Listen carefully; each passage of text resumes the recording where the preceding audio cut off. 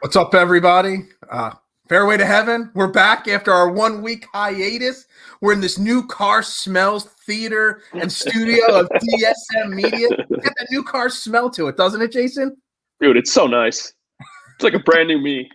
It's brand new everybody, brand new show. So if you're watching for the first time, this is Fairway to Heaven, only on DSM Media. I am Phil Stifle, a.k.a. Beard of Knowledge.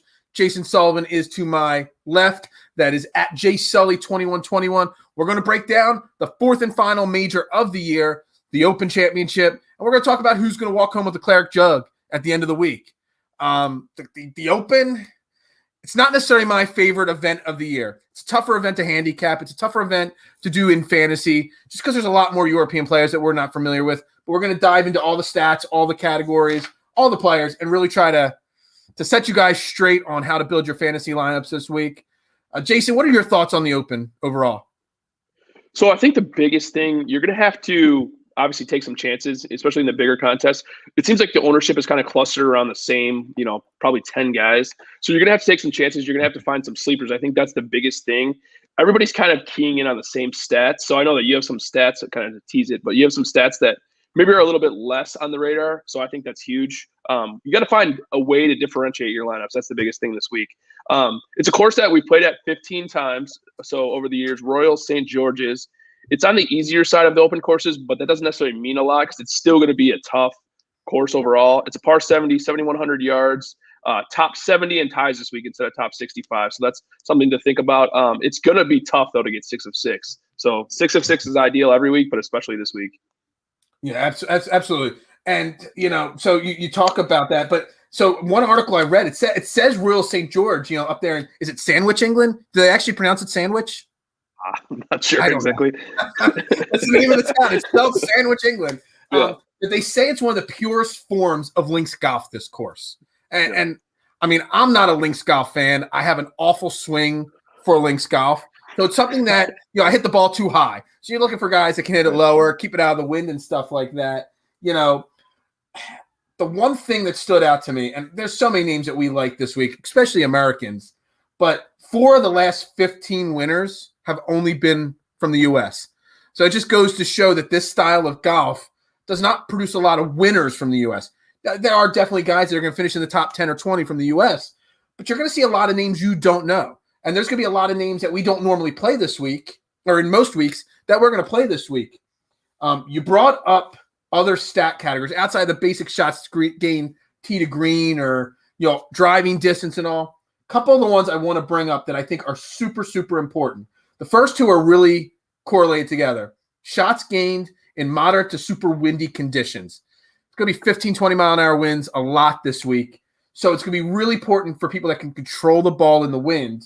And then putting, but putting from 5 to 10 feet, because you're going to have a lot of long putts, and it's going to be the guys that lag it up within that 5 to 10 feet range that are being able to get that second putting, because you don't want to have 3 and 4 putts on your card, obviously. So they're the two main ones I'm looking at. Thoughts on those two? Or No, I like both of those, especially the putting one. I really like. This is going to be a course. Guys aren't going to be going for the pin. Guys aren't going to be super aggressive, because if you are, you're going to get yourself in big trouble. So, yeah, it's going to be a course. Putting is important. Around the green in general is going to be super important. You're going to want guys that can scramble. You're going to have to get up and down for par. It's the winning score on this course is probably going to be around 5 or 6 under, I would say, for the week. So it's not going to be the last time they had it here in 2011. Yeah. Clark won it at 5 under, but there were only 4 guys under par. Clark at 5 under, Mickelson and DJ were tied at 2 under, and Thomas Bjorn was 1 under. That was it. That's how tough this course and how tough Open courses can be. Yeah, it's going to be. You're going to want grinders. That's the biggest thing. And like you said earlier about the wind, that's a really good point. The biggest defense of this course is the wind. So obviously it's a crapshoot. Waves matter a lot. Weather matters more this week than it's going to matter in pretty much any other week of the whole year. So in the windy condition shots gained, top 5 guys. 4 of these guys, 3 of these guys I love this week. 1 I'm on the fence with, and 1 I'm off of this week. But the number 1 shots gained in moderate to windy conditions is Colin Morikawa. Never played the Open before, so I'm not really sure how to go there. John Rahm, Abraham Answer, Jordan Spieth, and Patrick Reed. And if you want to use the word grinder, Patrick Reed is clear cut. He's Mr. Grinder. He loves 9 under and below winning score type tournaments. So they're the top 5 there. And then the putting to 5 to 10 feet. Your top 5 guys in shots gained in that category are Palmer, Oosthuizen, Kokrak, Spieth again. Funny, his name's two stats in a row there, and Webb Simpson. And then there's another putting category that I came up with names on 3-putt avoidance. Because again, you said people are not going to go for the pin. There's going to be a lot of 2-3 putts. So you want guys that are going to avoid that 3-putt. That's Alex Noren, 5th place Finau. Sorry, I don't have a graphic on the new DSM media allowance. The 5th place Finau image is not ready to go. So Noren, Finau, Horschel. Discontinued. Yeah, discontinued for the time being. Harman and Lucas Herbert, who I didn't even know who Lucas Herbert was, really, before I saw his name on the list. So putting and handling those windy conditions. I also have sand saves, obviously open conditions. You always got big pop bunkers, guys that can manage that. And then you said, making par. So obviously bogey avoidance is number 5 on my list here. So Keegan, sand saves is an interesting Golly, Harman again. Harman's on a lot of these lists as well, and Gracie. Too bad with Harman. I don't know if you look at his course history or his open history, I should say.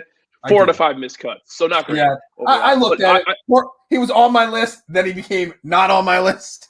Yeah, exactly. I think an interesting thing that you just brought up is sand saves. If you can't get out of these bunkers, like you said, you're in big, big trouble. So there's some guys that play well out of the sand. Mark Leishman's one for sure. You're going to want those guys in your lineups, I think, this week. Your top 5 in sand saves in this field. You got Kuchar's actually 1, Cam Smith, Kevin Na, who actually I think he withdrew, didn't he, Kevin Na? He did. Yep. So that must have been I must not have taken that off. Then Harman and Webb Simpson. So it's funny, these 5 categories that I've brought up that are different. You've got Spieth in 3 of them. You got Webb Simpson in 2 of them. You got Harman in 3 of them. You've got a lot of the same names. And so as we break down each price tier, that's really where I'm going to be looking at. Something I couldn't find. I Google searched 3 different combinations of it. What are your thoughts? Because the first category we brought up, moderate to windy conditions, Morikawa. He's in his first Open. What are your thoughts on first-timers at an event like this? It scares me. First-timers scare me in general. Overall, I'll use that as my disclaimer. But also, guys like Morikawa, his strength is his iron game. He's great tee to green. He's a great second shot guy. He struggles around the green, and that's what worries me about him. But actually, him and Hovland, I'll kind of segue into that a little bit. Both of them are terrible around the green and putting, so that worries me this week. If you can't, keep the ball, you got to avoid 3 putts. Basically, you got to get the ball in the hole. You got to get up and down, and I'm afraid that those 2 guys in specifically won't be able to do that. So I'm a little bit worried about them. Because the great thing about majors with DraftKings, they release their pricing really early to get as many people in as possible. So I started doing thought process Thursday, Friday of last week for the Open. And the first name that jumped out was Hovland because he won, over on Europe a couple of weeks ago. But the more and more I read it, and I did take a bet late last week at Hovland at 30-1 because Hovland's going to win a major at some point. And you're not going to get 30-1 on Victor Hovland for much longer in his career. But on the flip side of the equation, the more and more I research, the less and less likely that he's going to be in a lot of my DraftKings lineups because, like you said, around the green, irons, putting, it's going to be so important this week. And he doesn't have the experience to really master it, does he?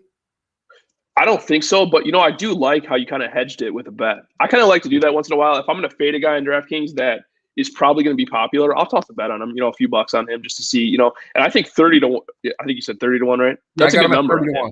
Yeah, that's a good number on him. On Bryce, I think he's fallen to 26 or 27 already. So people saw that number and saw what I saw and jumped on that 30-1 for sure. Yeah, absolutely. I know people don't like Bryson this week, and I don't really like him either for DraftKings, but his number was 30-1 too, and I feel like he's too good of a golfer to not. I put a few bucks on 30-1 Bryson as well. I mean, Bryson at any course, he's going to use his power. A links course, if he can hit it and avoid the bunkers, I mean, you might see a couple par 4s that he's able to roll the ball up there, that he wouldn't be able to. So, and his putting's not his, it's his tee shots and his putting are great. It's the middle game that kills him. Right. He's able to have some long putt. I think I remember multiple times in Open Championship history where people are putting from the fairway 30 feet away, 30, 40 feet into the fairway. So it's something that, you won't be able to see that clear-cut line where the fairways end and the putting greens begin. So the Open is different. The one other thing before we start breaking down DraftKings is sometimes you get guys that come out of nowhere to win the Open. Darren Clark, last time here, he was 42, 44 years old? Yeah. I mean, and he won the major. I mean, he wasn't a big-time player. Even Shane Lowry, the defending champion, because there was no Open last year, because of COVID and all. I mean, Shane Lowry wasn't a favorite to win. I think he was like 45 or 65 to 1 to win the event. So he pretty much came out of nowhere. And if you look at Shane Lowry's Open history, I mean, he won it in 2019, but his previous 3 years at the Open was a 95th place, 100th place, and 100th place. Yeah. So it was win, in other words, miscut, miscut, miscut. I was going to say, in other words, yes, 1 for 4 made cuts with the win. So you can get guys that come out of nowhere to win this event. Exactly. Yeah, it's definitely the old man's tournament. You got to be smart in this tournament. I think that's something that's kind of underrated. That's why these guys do so well, these older guys. They've played it a bunch of times. They know how to play smart. They're not going to get themselves into trouble. They're shooting for pars. They're not going to, take any unnecessary chances or anything like that. So it's definitely a tournament where the old guy can win, for sure. Absolutely, because it takes the driving, distance out of it, because everybody can hit the ball further as long as you keep it out of the wind. As long as you get it's a short course. And that's why I hate links courses so much. I can't control the trajectory of my shots. I hit a high tee shot all the time. I know everybody loved that tee shot that I put on Twitter last weekend. Everybody loved how great that swing looked and all. Yeah, it did not look good at all. All right, so let's dive in here. Let's segue into the people that actually hit the ball pretty well. So we always start, for anybody new to this show, we start with the 10K and above range on DraftKings. It's no surprise John Rahm is the top priced guy, 11-3.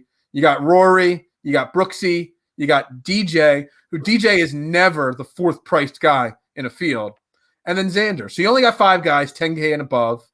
I know everybody loves John Rahm. He's had mixed-ish results at the Open, though. So did that U.S. Open win take any of the fear of playing John Rahm in majors out of your mindset?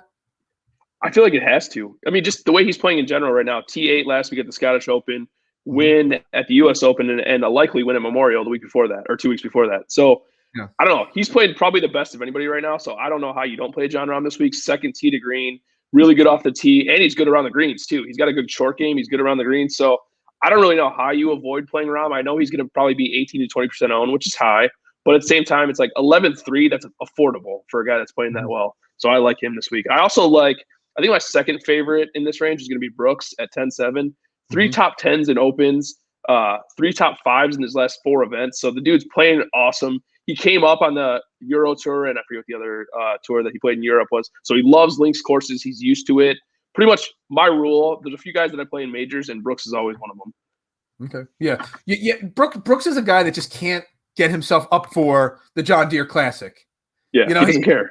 He doesn't care. Yeah. He wants to win the majors, and that's it. Which is kind of weird how he does that and all. But Brooks is somebody I like. Rahm, obviously, I like him. Rory, I'm not big on.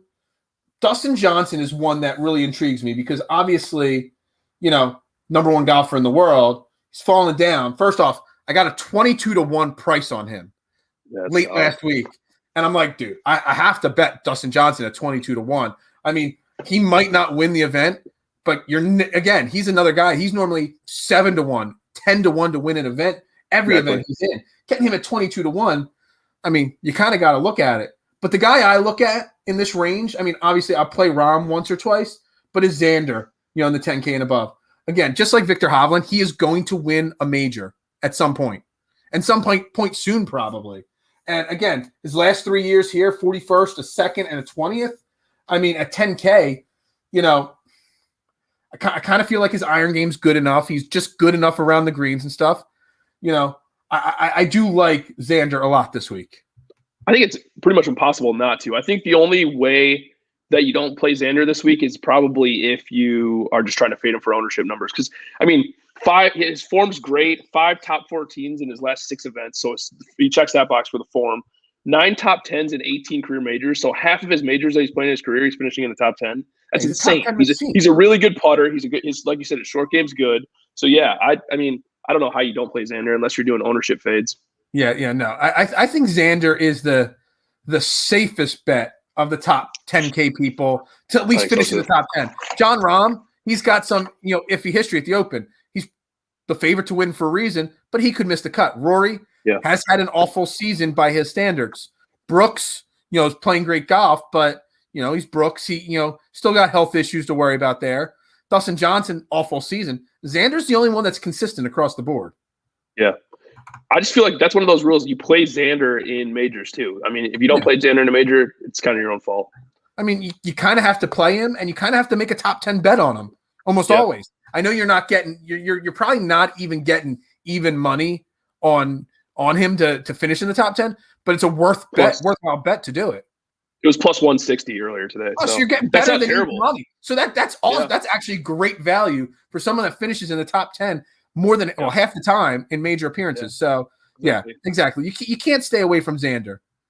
All right, so the 9K, and this is where it gets interesting for me in this event because there's a lot of guys in this 9K that could win it. There's a lot of guys in this 9K range that are normally in the 10K range, and then there's guys I don't even understand why they're in the 9K range. So obviously we already talked about Bryson.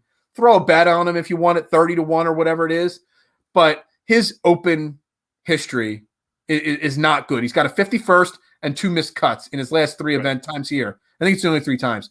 So, I mean, the way he drives the ball, kind of at his advantage, but his short game is so bad lately. I fade Bryson on DraftKings 100% this week. Yeah, I feel like you have to. Why don't you lead off who you like to play in this range before I go? What's that? Why don't you lead off this range? Well, I'll save Spieth for you because I know you've always been Mr. Spieth. And this is the first week that I'm on Spieth. Obviously, Victor Hovland. But, of course, I mean, it's a guy that, has had probably one of his best years of his career. It's Louis Oosthuizen. I mean, the guy finished second at the U.S. Open, second at the PGA. He's got ace on his card this year, 6. I mean, the guy has – you would not know he's a veteran or a over 40-year-old player with the way he's playing this year. So you kind of have to, don't you? When I first saw 9,300, I got a little bit worried. But, I mean, you've seen how well he's played this year. It's probably the best year of his career that he's played. I mean, his stats line up pretty much. In his past. Yeah, and he's always been the guy that he showed up in big events, but his stats really never showed. His stats are solid. I mean, he's 15th tee to green, 14th in approach, 30th around the green, and 2nd in putting. So, I mean, like, there's definitely reasons to play him. And I don't know. I feel like if you don't play him, you're just trying to, like, psych yourself out and outsmart yourself, I think. So I feel like you have to play him. What's his ownership percentage at this week? 18. Yeah, I mean, again, at 9,300, but at 9,300, 18%, I can live with that. Mm-hmm. So I know Jack's favorite golfer in this category is Justin Thomas, right? So, yeah, my son today, I was asking him, I'm like, who do you think's going to win the Open this week? And he said Justin Thomas. So 9,600, game's trending in the right direction. T8 last week in the Scottish Open. He's 3rd tee to green and 14th in scramblings. I was actually surprised by the scrambling stat. So he's pretty good around the green. I'm surprised as you're saying it. Yeah. He can scramble. He just can't. I mean, he just can't putt overall, really. That's the biggest thing. If he putts at all, he's going to be okay. So I like him at 9,600. What was 2 of my 3 top things? Putting 5 to 10 feet, 3 putt avoidance. So he can't putt. That is a problem. But I mean, I feel like just like DJ, getting a discount on him. How often are you going to see Justin Thomas at 9,600 in his career? Yeah. Pretty much never. So I like that. I like Spieth too. I feel like 9,700. I feel like is way too low of a price. I feel like DraftKings really screwed up on this price. He's got Open history, including a win, awesome short game, awesome around the green, pretty good form. I mean, he kind of tailed off a little bit, but he still has good form. I don't know. Even at 20, I saw a projection at 23% first. I don't know how you don't. I really don't. Yeah, I mean, I expected you to say somewhere around 25% ownership for Jordan Spieth, but I think DraftKings severely dropped the ball. Quite frankly, if I go back up into the 10K range, I'd probably put him ahead of Xander, Dustin. Yep. I'd probably put him right at that Brooks Koepka price at about 10-7. 10-7. Yep, exactly. Yeah. That's exactly. I mean, I think Rory's a little overpriced at 10-9 based off of recent form. But yeah, if I had to rank him, I'd have Rahm, Koepka, Spieth as the top 3 priced guys this week. So there's some definite ball dropping right there. Yeah, no, I agree with you. Should we get to what about the other guys in this range? Do you like Morikawa? Do you like I mean, we already talked about Hovland. Do you like Hatton this week? I do like Hatton. He's a good links golfer. He always plays well on links courses, so I do like Hatton this week. I'm going to fade Morikawa and Hovland this week just because of their short games. Both of them, they're terrible around the green. They're terrible putters, both of them. So that scares me a lot at this course. Plus, they're both playing it for the first time, even though they've been on tour for a while. So they're fades for me. What about you? Yeah, I mean, I was originally, before this week started and I really started digging in, I was all over Hovland why I made that bet. But the more and more I think about it, the more I pull back on him. And again, Morikawa and Hovland never playing in an Open Championship. I know Hovland won in Europe, 3 weeks ago at the BMW? Yeah. but still, BMW is a lot different than the Open. The Claret Jug sitting there, so him and Morikawa, I kind of worry about them their first time out here. Yeah, I 100% agree. But then there's Hatton, who again another European guy that's used to these conditions. I know he's going to be a popular name this week at 9K. I mean, I could build lineups with him. I also feel like I could build lineups and be happy without him. So he's one of those guys I'm kind of on. So the thing about him, I feel like a lot of playing him depends on the weather. If the weather gets bad, I really, really think it's going to be an issue with him in terms of you're going to want him in your lineup if the weather gets bad, I should say. He's a good leagues player, like we said. The worse the weather is, the better he's going to play in this course. So I don't know. I haven't made a 100% decision on what I'm going to do with him yet, but I'm leaning towards playing him. So here's the thing. You bring up weather, and here's the thing. With the open tournament, the Open Championship, weather always plays a factor. And the thing is, this course sits like literally right on the coast. There's no protection. There's no trees. There's no nothing. On the flip side of the equation, it's also England. The weather that was projected for this upcoming tournament on Friday and Saturday has completely changed. There's a little bit of wind and rain Thursday morning, and then just typical 10, 12, 15-mile-an-hour winds the rest of the weekend. But again, tomorrow afternoon, the weather forecast for Thursday could be completely different again. Right. So I wrote down in my potential player pool the tee times on Thursday of every single golfer. And I'm not making any of my official lineups other than the one we do on the show until Wednesday afternoon, Wednesday night. 100% because agree I'm going to wait till I check the weather the last possible second. Yeah, because it changes so quickly. And you could have a guy that tees off at 10 o'clock, that has good weather, and a guy that tees off at 11 o'clock and has absolutely awful weather. It just, you never know. So I completely agree with that point. Yeah, so it's definitely one you want to wait to build your lineups for 110%, in my opinion. Absolutely.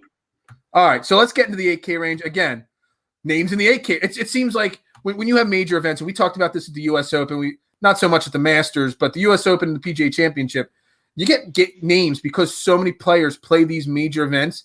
You get names that drop down the board. So again, you got Patrick Cantlay, 8,900. You got Patrick Reed, former major champion, 8,800. You got Casey Zalatoris, fifth place Finau, Webb Simpson, former major champion, Scheffler, Scott, Rose, former major champions, Fleetwood. So I kind of put Fleetwood in that same category as Hatton, a guy that loves the links courses and loves bad weather. So, I mean, there's a lot of ways to go here. The first word you used today was grinder, and that describes Patrick Reed to a T. 100%. 100%. Yeah, I'm playing Reed this week a lot.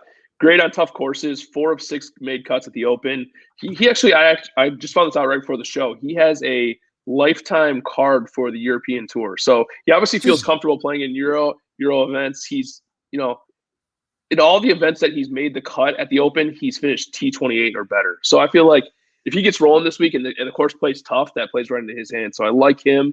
I think he's going to be super highly owned, which that's a little bit of a downfall, but I like him a lot. I also like Cantlay a lot. Coming in with great form. He's 4th in the field tee to green, 5th in scrambling. He's a good putter.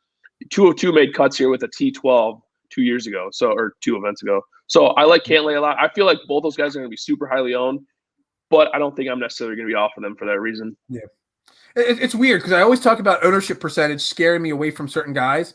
This week, I'm not as concerned because I'm just worried about getting guys that are going to handle the weather and handle the links courses the right way. And that's it. If I have 4 guys in that 14 to 18% range, I'm going to be okay with that. As long as I got Absolutely. 1 or 2 guys, in that lower end, that cheap end that balance out that ownership percentage. We always talk about that too. To differentiate yourself, you only have to do that on 1 or 2 golfers. You don't have to go crazy. You don't have to have 5 of 6 golfers that are low owned or anything like that. 1 or 2 golfers, that does it. Find a guy that's 3% owned and put him in your lineup. Find another guy that's 6% and put him in your lineup, and then you're good to go. So I think we could agree on Reed and Cantlay. Yep. I think we can agree on KC and Fleetwood. Again, the British guys, the guys from the UK that are used to this. Can we agree on them? Or So I've actually probably never said this on DraftKings before, but I love Fleetwood this week. Wow. I know he doesn't win, but we don't need him to win. At 8K, we don't need him to win. I feel like his game is suited so well for this course, so I like him a lot. Yeah. Now, Fleetwood, I've been eyeing Fleetwood all season leading up to an event like this. So I do like Fleetwood. The name that, when I started doing my list, the name that jumped out, everybody knows that watches this show from our previous networks, is how much I love to rag on Tony 5th place Finau. But his history in the last 4 Open championships is a 3rd, a 9th, a 27th, and an 18th. But yet, on the flip side of the card, his recent history, he's got a miscut, and a 32nd in his last 3 events played. Yep. So I know you said beforehand you love Finau this week. Which Finau is going to show up this week? And why should I gain your confidence in Finau this week? Well, I'm not going to give you that much confidence. I'm going to say I'm hoping and praying that the good Finau shows up, the major Finau, the 4th place Finau, not the 5th place Finau. Okay. We're going to have to change that, by the way. I think 5th place Finau got discontinued. We might have to do like joke. 4th place Finau. Yeah, 4th place Finau maybe. I don't know. Or missed cut Finau. We don't own the rights to that hat anymore, so we'll have to figure something out. I'm glad no one bought it, unless nobody told me they bought it. Right, exactly. It was more for just show anyway. Yeah, it was more the image. So you don't really have anything other than gut feeling on him then? Gut feeling, I think he fits the course well.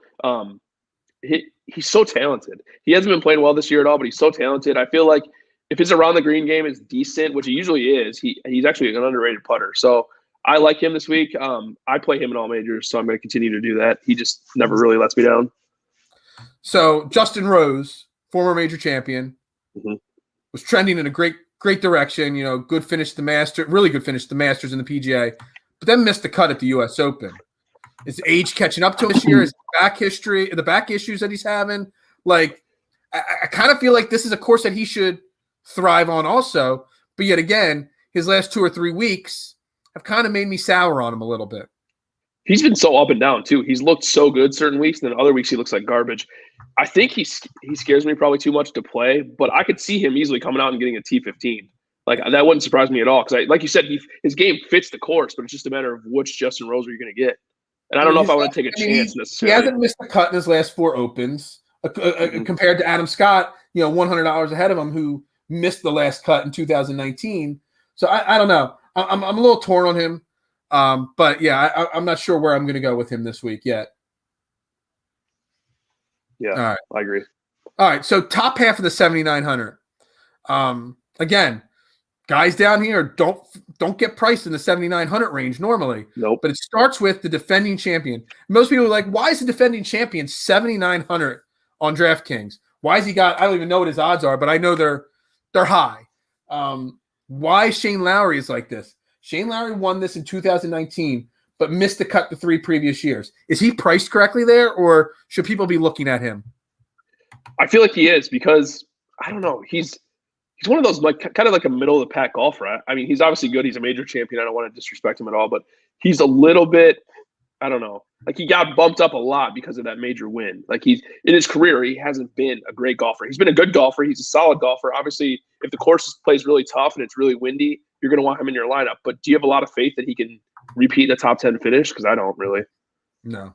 Yeah, I honestly, in this 7,500 to 7,900 range, I don't have a lot of faith in a lot of these guys. Neither do I mean, I don't know. I just don't think, like Matthew Fitzpatrick, it's a name that keeps coming up on a lot of models and a lot of people talking about him. But his open history, he's got a 20th and a 44th, but he's got 2 missed cuts also in his last 4 years. Right. So, and he did have a really good outing last week at the Scottish Open, tied second. But on the flip side of the equation, he's got 55th this year, 34th. I mean, he's been up and down. At one point this year, I believe I said on this show, he's the hottest golfer that no one's talking about. But I'm pretty sure after I said that, I think he hasn't been consistently average since then. Right, it's like I put an X on him or something. So, I mean, I really don't even think I like him. I'm not huge on Cam Smith. Leishman, I know there's some people that like him. Day, his back is just too inconsistent to trust. Answer, I don't think fits his course. So, do you like these names that I'm passing over really quickly? Or I feel like there's a lot of question marks. Yeah, there's a lot of question marks. I don't mind Day because of his track record. He's made a lot of cuts at the Open. He's in good form. But like you said, his back, that's the biggest worry. Honestly, my favorite guy, I'm going to kind of steal your fire a little bit, but my favorite guy in the 7Ks, I think, is going to be Lee Westwood, which I really don't play much either, except in majors. He has really great course history. The dude makes the cut every year at the Open. So I like him a lot this week. I have a little bit of a gut feeling on Sergio. He has pretty decent history at the Open in the past.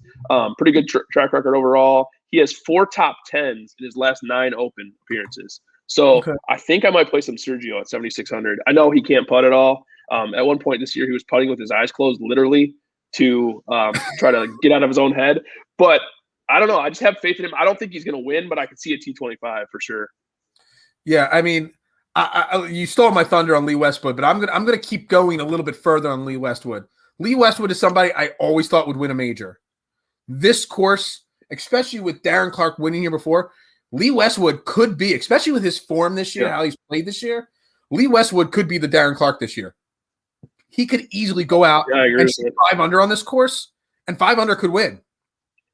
I think he's going to be pretty low owned too. My ownership's at 7%. I could see him being, 7 to 9% owned, which in that I would play him in a heartbeat at 7%. He is literally probably in the 7,500 to 8,500 range. Probably my favorite play. And I didn't bet him. I haven't made a lot of bets yet. Again, focused on the weather on a lot of my betting and a lot of my DraftKings first. Lee Westwood might get a bet from me, depending on what his odds are, because I'm that confident in him as a play this week. At worst, I'll put a top 10 or 20 bet on him.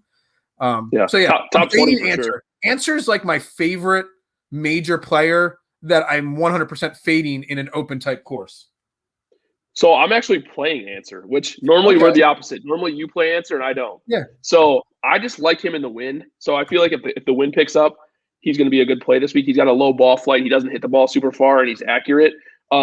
That's why I like him, but it's kind of contingent on there being wind. So I think I'm going to put him in a few lineups. I'm not going to go crazy on him or anything like that. He's also missed his last 3 cuts. Missed the cut at the U.S. Open. Last time he was in Europe in early June, he missed the cut at the Porsche European Open. So I don't know. Answer coming into the season was my breakout candidate, and he just he hasn't followed through with it this year. And I just don't think it sets up. I don't think he's confident in his game enough to win or do really well at a major like this. Well, but he's actually 0 for 2. Go ahead, sorry. What's that? He's actually 0 for 2 with cuts at the Open as well. So obviously there's a lot of risk. I just feel like if he's going to be low owned, I think I'm going to take a few chances at him. But see, here's the thing. I'm so low on the 75 to 82 to 8,500 range for a reason. It's because the 70 to 7,400 range, I think, is stacked with not only great plays on DraftKings, guys that are going to get owned probably pretty high percentage too, but there's guys I think if outside of Lee Westwood and my Victor Hovland bet, I really think this 70 to 7,400 range could pull out a winner or at least several top 10 finishes out of it. No, I agree with you too. I don't know if you want to pull one of these names or two of these names right off the bat. First if you want. Tell me who you like first. The first guy, another guy. I said Victor Hovland's going to win a major. Xander Schauffele's going to win a major at some point. The first guy at 7,400. Daniel Berger at 7,400. Again, a guy that is going to win a major. The fact that I don't even know when the last time he missed a cut. The Masters was the last time he missed a cut. I think that's his only missed cut this year. I mean, Daniel Berger's going to win a major. Why not this week on a course like this where he doesn't have to worry about out-driving anybody? Yeah. No, I can see that for sure. My favorite guy in this range is going to be Robert McIntyre. Absolutely. 7,300. He's in great form. T6 at the Open was that 19? So not last year. But I love him. I think talk about a guy that I think might win a major one year. I think it's going to be him. I really do. My other guy is you know who this is going to be. Christian Bezuidenhout. 20 made cuts in a row. I think people don't realize that because he's kind of like does it under the radar. He doesn't have any like super high finishes or anything like that, but he's made 20 cuts in a row. That's insane. So I got to ask you then, because I love Bezuidenhout, I love McIntyre, and I love Berger, but I think all 3 of those guys are going to be in that 15% percent owned. Right? I think so too. Yeah, they're all going to be so well owned. Yeah, it's like which one do you pick? You're going to have to pick one or the other, pretty much.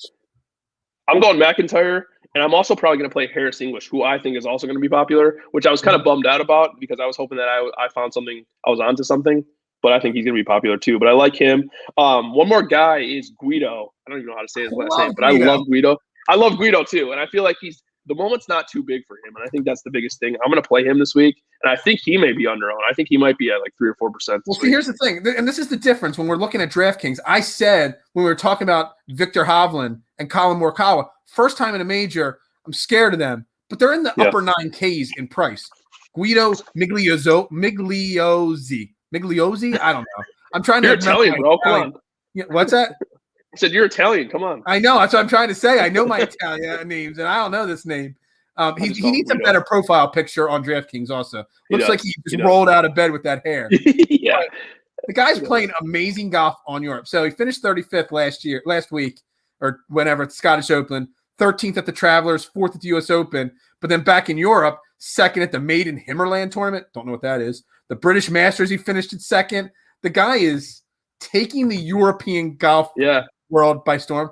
Love him. And at 7,100, screw the fact that he hasn't played in an Open Championship yet. 7,100, he finishes top 20. You've paid your value off 120%. Oh, for sure, 100%. And like you said, he hasn't played the Open, but he's a Euro guy. He's used to those conditions. He's used to the winds. Absolutely. So I like him a lot this week.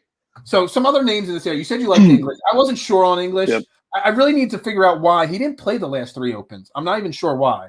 But then obviously Kokrak, I'm kind of not sure. He's got mixed results here. Harmon's on all my models, but he's got awful Open history. Yep. 3 straight missed cuts at the Open, so I don't know there. I like Matt Kuchar. Again, a guy doesn't have to hit the ball really far. He's got a 9th, a 2nd, and a 12th at the Open. Kind of high on him. I was originally high on Poulter, but again, 2 missed cuts the last 2 times he played here, so I'm not sure there. But I figured you were going to say him, but I'll throw his name out there right now. Comeback player of the second half of the season, Ricky Fowler, 7,300. The only thing that scares me about Ricky is his ownership. I could see Ricky being like 15, 20% owned. So if that's the case, I want nothing to do with that. It's true. What about you? What do you think? Yeah, I mean, I write down names, and then I write next to the names a little star. And the star means what's the ownership percentage going to be? Right, exactly, And so I've got 30 names that I'm questioning so far, and 1, 2, 3, 4, like 8 of them have question marks or stars next to them, and Fowler's one of them. So I don't know. A name that popped up on my model thing for 3-putt avoidance and putting in general was Alex Noren. He wasn't on my original list, but he's got 11th, a 17th, and a 6th in the last 3 Opens. Again, another guy that should be considered. And then a guy you've played, and I didn't even know him before we started doing the show, was EVR at 7K. Oh, yeah. A 20th and a 17th the last 2 years. 7K. Can't beat that. Yeah, he's another guy, too. His form kind of sucks, but like you said, he's a Euro guy. He's used to playing on these European courses and things like that. So, yeah, I don't mind him at all. I like him. I also wrote down Henrik Stenson. He's not a guy I would typically play. But again, 20th, 35th, 11th, and 1st in the last 4 Opens. So, I don't know. He doesn't miss want cuts. to bring his name up. He doesn't miss cuts here. I mean, He's been awful, but he doesn't miss cuts here ever. So, exactly. It's interesting. Yeah, I really think Open history is really important this week because it's just a different kind of tournament. So I really think it's important. I think everybody needs to pay attention to what people have done in the past, which brings us into the 69 and below range, which I think this week there's so many great priced players or lowly priced players. You don't really have to dabble too far in the 6K range. So I only wrote down, 5 because I added a 5th name. I only wrote down 4 names. First name, Kevin Kisner. I know we talked about this before the air. For some reason, he is blowing up ownership percentages for a 6,900 player. Yep. Why so many people high on him? First off, I think people like his in general. I feel like he's the guy that people want to do well. He only plays courses that he fits on, which obviously this being a shorter course, he does fit this. He's in really good form. I think he has a 15 and a T5 in his last 2 events. He's in good form. He has pretty decent history at the Open too. So I like him, but again, if he's below 7K and he's 15% owned, are you gonna want to play him? Because I think I'm gonna fade him. Anybody under 7K, there's a good chance they missed the cut. Right. So do you take that chance or not? I don't know. If I'm going to take someone in the 69 range, I'm going to take Sink instead of him because Sink's had a really good season. He's made 2 or 3 last cuts at the Open, but he's also had kind of like Lee Westwood and Louis Oosthuizen, kind of a resurgence this year. Yeah, he has 2 wins. I mean, he has 2 wins this year. He's one of the few golfers at whatever he is, 40-some years old, that's got multiple wins this year. Yeah, I love Stuart Sink, so I'm playing him for sure. He hasn't missed a cut since March at the Players' Championship. So I don't know how you don't play him this week at 6,900. Yeah. No, I agree with you. A couple other guys that I like in here. Ryan Fox, 3 or 4 made cuts at the Open. He's in really good form on the Euro Tour, so I like him a lot. I think he may be popular too, so kind of check on that one. I like Charlie Hoffman. He's in pretty good form. He's been playing well. 4 Open cuts in a row made, so I feel like at 6,700, that's a lot of upside. I can't believe he's only 6,700. Is honestly what I want to say there. No, I 100% agree. Really deep sleeper of the week, Rafa Cabrera Bello. I really like him on this course. He did pretty well. I think it was a T35 last week at the Scottish Open. That's kind of my sleeper. I might actually play him in the Millie Maker this week. So, All right. I got sleeper one alert. other name in this range, a deep sleeper, not to win the event, just to make a run, make the cut, because at 6,600, making the cut is a huge thing. And you do need to differentiate yourself. You need to find someone that's 5% owned or whatever. Hey, last week, I had a 5 of 6 last week. I only did one lineup last week, had a 5 of 6, but I had Sean O'Hare owned in 0.5% of the lineups. And his T11th or T12th, I don't even know how to calculate the value that paid off because he was owned in less than 1% of the lineup. That value return, immense. That's why I made better than double my money last week. So I got Taylor Gooch. He's not going to win the event. He's never played. But 6,600, he's made 9 of 10 cuts. He 5th at the Players. He made the cut at the PGA Championship. Didn't make the qualifier for the U.S. Open, so don't have anything there. But the guy's playing good golf. And I think he's going to go in one lineup because I think somebody like Taylor Gooch is consistent enough to make a cut. And is consistent enough that nobody's gonna own him. He's going to super low owned. He's probably one of the lowest owned guys. I don't hate that at and the models like him this week. So for a low owned guy, I don't mind him this week at all. Yeah, I love what you said though. I love Ryan Fox. He's a guy I don't know much about, but everything says to play Ryan Fox this week. He's a bomber. Yeah, he likes to bomb it. Yeah, I bet. Oh, we got somebody said cashed in last week on Ryan Moore top 5. Hey, okay, hey, that's good. Ryan Moore's a good golfer. I mean, you didn't get that information from us because we didn't do a show. I was going to say. First, I was like, "Oh, cool." Oh, wait, that wasn't us. He gets it from us normally, but he didn't get it from us last week. It's okay. It's all right. It's all right. It's okay. We're back now, right, baby. That's all so I don't know what we're going to do this week, how we're going to do it, but we're going to have our competing lineups again, as always. Maybe I'll just do a head-to-head contest. I'll create just me versus you, winner take all, and we'll see how it goes. I took Sean O'Hare last week, so I'll let you go first. Which I did check to see he's not in the field. Which I'm thinking of. There is the the Barbasol Championship, Barbasol Open or whatever it's called, or Open, whatever it is, the alternate event. He is in it, so I might throw a quarter lineup in just to play Sean O'Hare again. All right, I'm ready. Hold on. All right, so you get to go first tonight. Okay, so I'm going to go first. All right, I'm going to start off my lineup with. Oh, I didn't put it up here as a share stream. There we go. I'm going Robert McIntyre. You're going to start with McIntyre. See, that's the problem. I should have gone first because you're going to take all the good guys, and I'm going to want to be different. I'm going Brooks Koepka up at the top. Okay. Brooksy. I'm going to go Brooksy. I'm going to go Cantlay. All right. I'm going to play. You're at 7,700. Yep, Tommy Fleetwood. You keep dropping your total. Harris English. Harris English, all right. And then I'm going to go with. Leaves you with 7,800 for your final spot. 7,800. I'm going to go with my man Lee Westwood.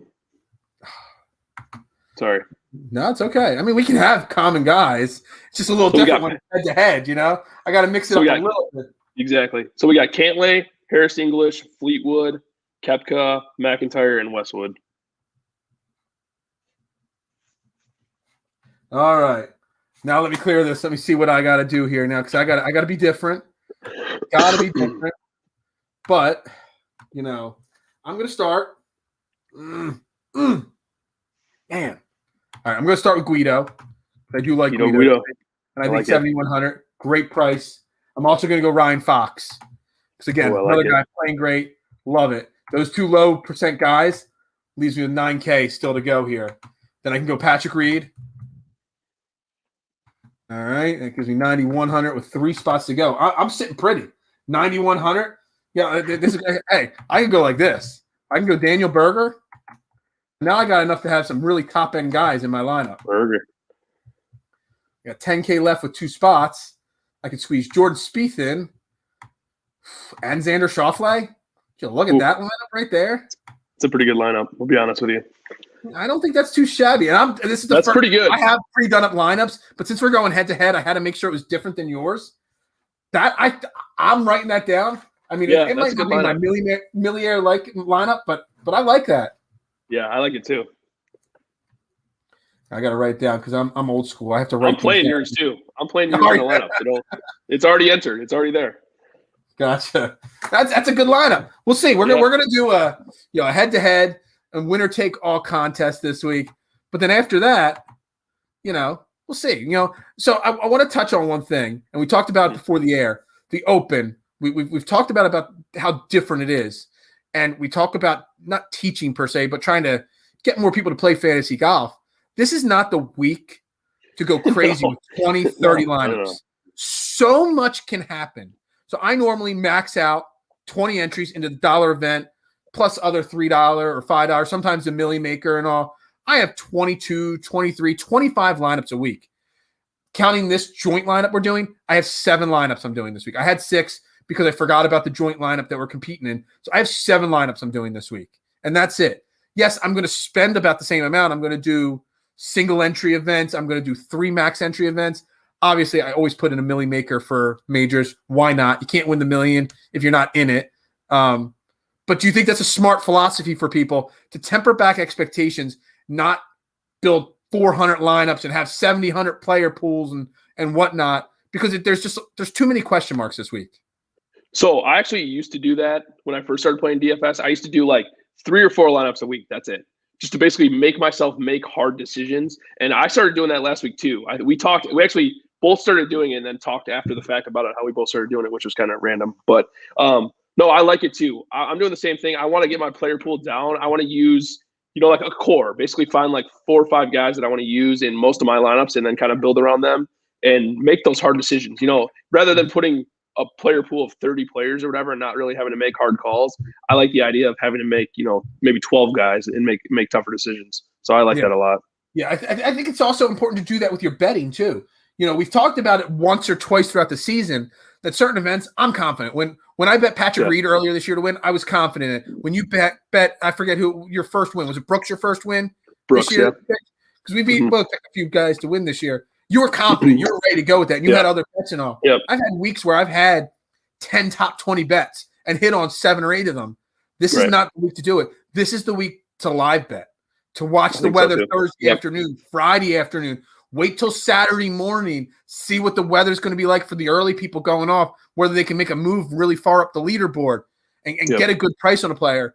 This is a week to temper back your lineups and to temper back your bets, in my opinion, because, again, this is going to be a week where I do a lot of single round. I'm going to do probably a Friday lineup. I'm going to do a Saturday-only lineup. I'm definitely going to do a Sunday-only lineup because, again, the weather's going to change a lot, how people handle these courses. Look, Hovland, Morikawa never played an Open Championship before, so you just don't know how they're going to react. So I think it's really important for people to step back, temper it back a little bit, and kind of, go with the flow a little bit. I hate to say go with the flow, but kind of what I mean there. Yeah, no, I think that's good advice too. The one thing, we talked about how we both don't love this event, which it's fun to watch. It's just hard on DraftKings. So I think you agree with me. We both like this event in terms of watching it, but it's hard to actually win money on DraftKings. So I like the fact that, I don't know if you noticed, but the rounds are starting at 1:30 in the morning, our time, on Thursday. So you can watch golf in the morning, which is kind of cool. Like, especially on Saturday and Sunday. When you have your cup of coffee. Yeah, wake up Sunday morning and watch golf at 10 o'clock. That's awesome. Like, I love that. Can I crack a beer, though, to watch golf like I like to? Right. 6 o'clock in the morning. I'm going to sit here at 6 a.m. watching golf with a beer. Texting each other. We'll be texting each other at 5 a.m. watching golf. Yeah. Don't text me at 5 a.m., please. The show will be over for good. Your wife would kill me.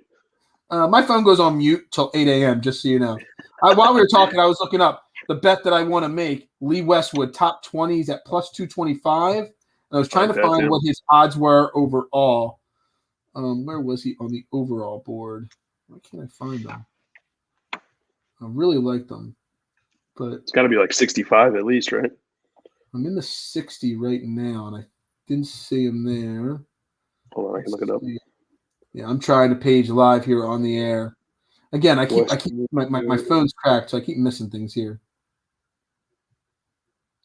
I don't even see him on here. Oh, there he is, 45 to 1. Oh, wow. 45, yeah. That's not amazing odds. I don't know if that's actually not very good odds. I don't know. Like, maybe we like it too much. Maybe everybody sees that. Yeah. He is plus 10 to 1 to finish in the top 5 and 5 to 1 to finish in the top 10. I might take a top 10 bet at 5-1 on him. Yeah, I think that's smart. Yeah, interesting. I'm very surprised about that. All right, so you got 5 seconds to bet the house on one player this week to win. Who you betting the house on? Not to steal our friend who bets the house. Right. All the time. Our friend Chad. Yeah. I just came out. I must have seen him tweet bet the house enough times that now it's just ingrained in my head. If you're betting the house, you're putting your second mortgage on one golfer this week. Who are you betting on? I feel like it's got to be Spieth. I thought that before the week, and I feel that now. So his odds were 20-1 on Sunday, I believe, and now they're down to 14-1. So if I was going to pick one, I'd pick Spieth. If I was going to pick a second, I would pick JT. Yeah. Wow, JT. Well, no, Spieth. I think it's really interesting what you said there. That his odds are coming down from 20 to 14 because that tells me the smart money is on Spieth. They saw 20-1. The smart money knows Spieth is potentially going to be the 5th out of the last 16 U.S. guys to win this event. Spieth, I think, is a good – even at 14-1, it's a bet you have to consider if you're going to bet 2 units. You're not going to bet 1 unit at 14-1. Right. No. So actually, that's exactly what I did. So I was going to bet him at 20-1, didn't. I missed that number, so I bet him at 14-1, but bet 2 units. That's exactly what I did. Yeah. So, and that's what I did at Victor Hovland. I bet him 2 units because I love the 30-1 odds. But I'm looking at the board. I wanted to bet Westwood, as my secondary guy. I can't at 45-1. Again, Berger, a guy that's 7,400 on DraftKings, 45-1. I just don't know how he does that. I don't know who came up with these odds on DraftKings here. I'm trying to find another guy that I really like the odds of, and I just really can't do it. So I got incredible odds on Patrick Cantlay. I got Cantlay at 40-1, which I love. I absolutely love that. It's good odds. Can you share that with me? Can I get some of that action? He's 35. Yeah, he's 35 right now. If you want to bet him, he's still 35. So I don't know. I might still just bet Lee Westwood as my 4th bet because, like I said, I got the Dustin Johnson bet. I've got the Victor Hovland bet. Where was my other bet? I forget who my 3rd bet was already. Oh, Matthew Fitzpatrick. I might still have to throw a bet on Lee Westwood, even though it's 45-1, because I really do like Lee Westwood. I really do like him this week a lot. Yeah, I like that too. All right. Anyway, I think that was not bad for taking this new car for a test drive, right? No, it was fun. Yeah. DSM Media. Anybody watching for the first time, make sure you check out DSM Media. We're on Twitter at DSM_media. We're on YouTube if you're watching on YouTube. If not, go to their Twitter page. You can find the link on how to get to it from there. If you're watching on Facebook, it's because you're already on the YouTube page because I linked the YouTube page to all the different Facebook pages out there. So I appreciate Scotty, Ginty, Dylan, JD, the whole crew for welcoming us to be a part of their network, the new home, the Fairway to Heaven. We're still doing this Tuesday nights. The golf season's more than half over, but we still got 2 months worth of golf left. The Tour Championship's not for another 7 or 8 weeks. So we got some more good golf to play, and I kind of love the chase to the Tour Championship in those events. So we'll see. Yeah. We'll see how it goes. And I love how the fields keep getting trimmed down and stuff like that. But on that note, do you have anything else to share before we get off the air? No, I think that's it. It's going to be a fun week to watch. It's going to be a hard week on DFS, but hopefully we can make some money. Keep your bets and your lineup small. You don't want to go crazy. That's the only advice I can give you this week, people. But yeah, Jordan Spieth probably going to win in my opinion. Boom. Hey, everybody have a great night. DSM Media. Follow, subscribe. As they say, tap in. Do something major, everybody. Everybody have a great night.